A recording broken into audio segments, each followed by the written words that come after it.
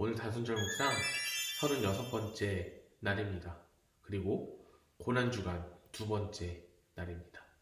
우리가 오늘 함께 나눌 말씀은 마태복음 26장 36절부터 56절까지의 말씀입니다.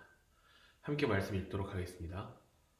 이에 예수께서 제자들과 함께 겟세마네라 하는 곳에 이르러 제자들에게 이르시되 내가 저기 가서 기도할 동안에 너희는 여기에 앉아 있으라 하시고 베드로와 세베대의 두 아들을 데리고 가실새 고민하고 슬퍼하사 이에 말씀하시되 내 마음이 매우 고민하여 죽게 되었으니 너는 여기 머물러 나와 함께 깨어 있으라 하시고 조금 나아가서 얼굴을 땅에 대시고 엎드려 기도하여 이르시되 내 아버지여 만일 할만하시거든 이 잔을 내게서 지나가게 하옵소서.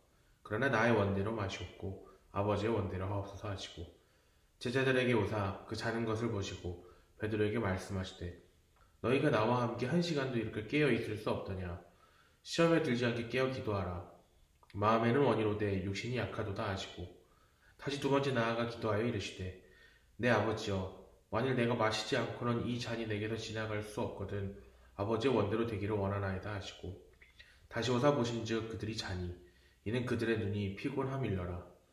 또 그들을 두시고 나아가 세 번째 같은 말씀으로 기도하신 후 제자들에게 오사 이르시되 이제는 자고 쉬고 보라. 때가 가까웠으니 인자가 죄인의 손에 팔리느니라. 일어나 함께 가자. 보라 나를 파는 자가 가까이 왔느니라. 말씀하실 때에 12 중에 하나인 유다가 왔는데 대제사장들과 백성의 장로들에게서 파송된 큰 무리가 칼과 몽치를 가지고 그와 함께 하였더라. 예수를 파는 자가 그들에게 군호를 짜 이르되 내가 입맞추는 자가 그이니 그를 잡으라 한지라. 곧 예수께 나와 랍비여 안녕하시옵니까 하고 입을 맞추니 예수께서 이르시되 친구여 내가 무엇을 하려고 왔는지 행하라 하신대 이에 그들이 나와 예수께 손을 대어 잡는지라. 예수와 함께 있던 자 중에 하나가 손을 펴 칼을 빼어 대제사장의 종을 쳐 그 귀를 떨어뜨리니 이에 예수께서 이르시되 내 칼을 도로 칼집에 꽂으라. 칼을 가지는 자는 다 칼로 망하느니라. 너는 내가 내 아버지께 구하여 지금 12군단 더 되는 천사를 보내시게 할 수 없는 줄로 아느냐. 내가 만일 그렇게 하면 이런 일이 있으리라 한 성경이 어떻게 이루어지겠느냐 하시더라. 그때 예수께서 무리에게 말씀하시되 너희가 강도를 잡는 것 같이 칼과 몽치를 가지고 나를 잡으러 나왔느냐.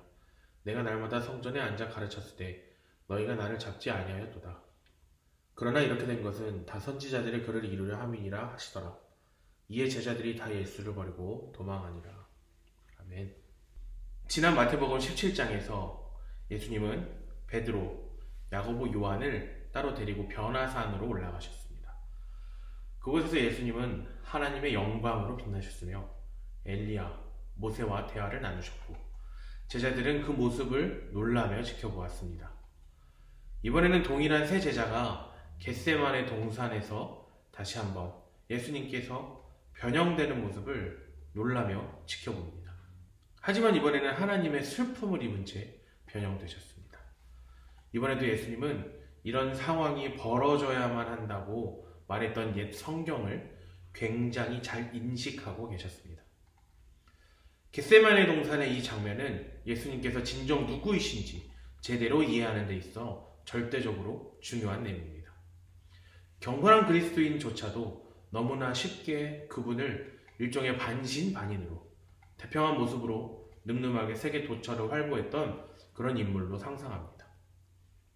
하지만 마태는 이 중요한 순간에 예수님께 그의 아버지와 함께 처리해야 할 마음을 뒤흔드는 시급한 일이 있었음을 분명하게 보여줍니다. 그분은 여기까지 오셨습니다. 자신이 넘겨져 고문을 받고 십자가에 못 박힐 것이라고 몇 번이고 반복해서 그들에게 말해왔습니다. 하지만 지금 이 마지막 순간에 이 지식은 성경에 심취한 그분의 정신에서 나와서 그의 순종하고 기도하는 마음으로 옮겨가야 합니다.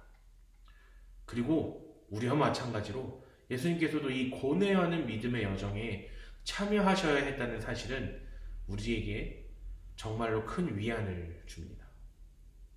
가능하다면 제발 이 잔을 제게서 거두어 주소서. 여기서 잔은 의심의 여지 없이 여러 구약 본문들에 등장하는 하나님의 진노의 잔입니다. 예수님은 이 운명적인 순간을 하나님의 말씀, 성경의 예언에 비추어 이해하기로 단호하게 결정했습니다. 예수님은 성경의 예언들이 자신의 죽음에서 이제 절정에 달할 것으로 보았습니다. 하지만 정확히 그 이유 때문에 그는 자신이 어둠 가운데로 침잠에 들어가도록 부름받았다는 사실을 새롭고 대단히 파괴적인 방식으로 인식하게 되었습니다. 즉 그분은 아무도 가본 적이 없는 가장 깊은 어둠 속으로 걸어 들어가 자신이 하나님의 아들임에도 불구하고 악한 모든 것들, 하나님의 아름다운 세상과 그의 형상을 간직한 피조물들을 파괴하고 훼손하는 모든 것들을 향한 하나님의 진노를 상징하는 그 잔을 마시는 장본인이 될 것입니다. 우리는 그 이야기가 펼쳐짐에 따라 이 과정이 작용해 나가는 방식을 볼 수 있습니다. 마치 이 세상 속 모든 악의 흐름이 그에게로 몰려드는 것 같습니다. 그 지역 엘리트 계층들의 권력 지향적인 정치, 로마 제국의 우연한 야만성, 베드로의 실패, 제 갈 길을 각각 가다가 충돌하는 거대한 체계들, 그리고 측근들의 급작스러운 개인적인 배신, 그리고 그 모든 흐름들 사이에 존재하는 모든 요소들, 이를테면 조롱, 오해, 폭력. 마태는 그 이야기를 우리에게 들려주되 이 세상 속에 존재하는 악의 무수히 많은 다른 양상들에 대해서 단순히 생각하는 정도가 아닌 보고 느낄 수 있는 방식으로 들려줍니다. 마태는 우리를 초대해서 그 모든 악이 예수님께로 몰려드는 모습을 보게 합니다. 우리는 또한 이 장면을 어쨌든 하나님의 영광의 계시로 보라는 격려를 받습니다. 예수님은 눈이 부실 정도로 밝은 하나님의 영광으로 빛난다는 의미에서 변형되신 적이 있습니다. 하지만 그와 별개로 또 그보다 더 대단하지는 않아도 아마 동등한 수준으로 그는 세상의 슬픔과 고통에 동참하며 고뇌하는 모습을 우리에게 보이셨습니다. 아마도 이 각각 다른 두 장면이 완벽해지려면 서로가 필요할 것입니다. 우리가 말씀을 따라 신실하게 살아내다 보면 우리 신앙 여정에도 이 두 가지 요소가 모두 있을 것임에 틀림없습니다. 우리가 이 비범한 이야기를 읽고 또 읽는 이유 가운데 하나는 예수님께서 순종하셨던 성경의 이야기가 또한 우리의 이야기가 되어야 한다는 사실을 우리의 존재의 가장 깊은 수준에서 자각하고 있기 때문입니다. 마태는 예수님의 제자들 모두가 그를 버리고 도망쳤다고 말하면서 우리는 그들과는 달리 끝까지 버티면서 이런 상황을 꿰뚫어보고 십자가에 못 박힌 그의 아들의 고통받는 얼굴에 비친 하나님의 영광을 증언하라고 합니다. 우리를 가장 잘 이해하시는 예수 그리스도와 함께 결코 쉽지 않을 우리 삶의 여정을 걸어가며 진정한 승리를 맛보는, 그래서 하나님의 영광을 드러내는 삶을 살아내는 우리 모두가 되기를 간절히 바라고 소망합니다. 함께 기도하겠습니다. 선하신 주님, 당신의 고난을 당신과 함께 지켜봄으로써 당신의 영광을 보는 방법 또한 배울 수 있도록 우리를 가르쳐 주시옵소서. 예수님의 이름으로 기도드립니다. 아멘.